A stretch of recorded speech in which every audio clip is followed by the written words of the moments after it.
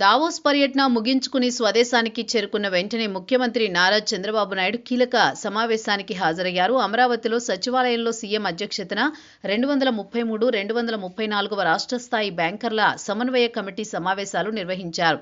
విదేశీ పర్యటన నుంచి వచ్చినప్పటికీ విశ్రాంతి తీసుకోకుండా నేరుగా సమావేశానికి హాజరవ్వడం గమనార్హం.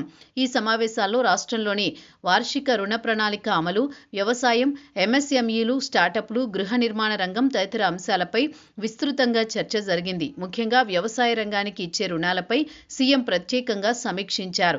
ఇప్పటి వరకు వ్యవసాయం, అనుబంధ రంగాలకు బ్యాంకులు 2.96 లక్షల కోట్ల మేర రుణాలు మంజూరు చేసినట్లు అధికారులు వివరించారు. ఈ సందర్భంగా కౌలు రైతులకు పెద్ద ఎత్తున మద్దతు లభించినట్లు వెల్లడైంది. రాష్ట్ర వ్యాప్తంగా కౌలు రైతులకు 1490 కోట్ల మేర వ్యవసాయ రుణాలు అందించినట్లు బ్యాంకర్లు సీఎంకు వివరించారు.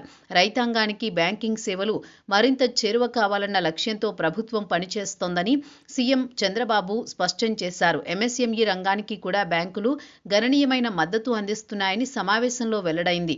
ఇప్పటి వరకు సూక్ష్మ, చిన్న, మధ్య తరహా పరిశ్రమలకు 95,714 కోట్ల మేర మంజూరు చేసినట్లు బ్యాంకర్లు తెలిపారు. పరిశ్రమల అభివృద్ధి ద్వారా ఉపాధి అవకాశాలు పెరుగుతాయని, రాష్ట్ర ఆర్థిక వ్యవస్థకి ఇది కీలకమని సీఎం అభిప్రాయపడ్డారు.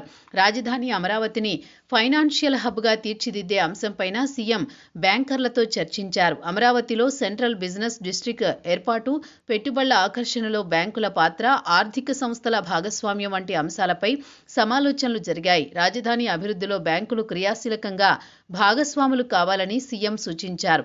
అలాగే ఏపీ టిడ్కో రుణాలు, డ్వాక్రా సంఘాల బ్యాంక్ లింకేజీ, కేంద్ర ప్రభుత్వ పథకాలకు బ్యాంకుల సహకారం, స్టార్టప్లకు ఫైనాన్షియల్ సపోర్ట్ వంటి అంశాలపై కూడా సమీక్ష జరిగింది.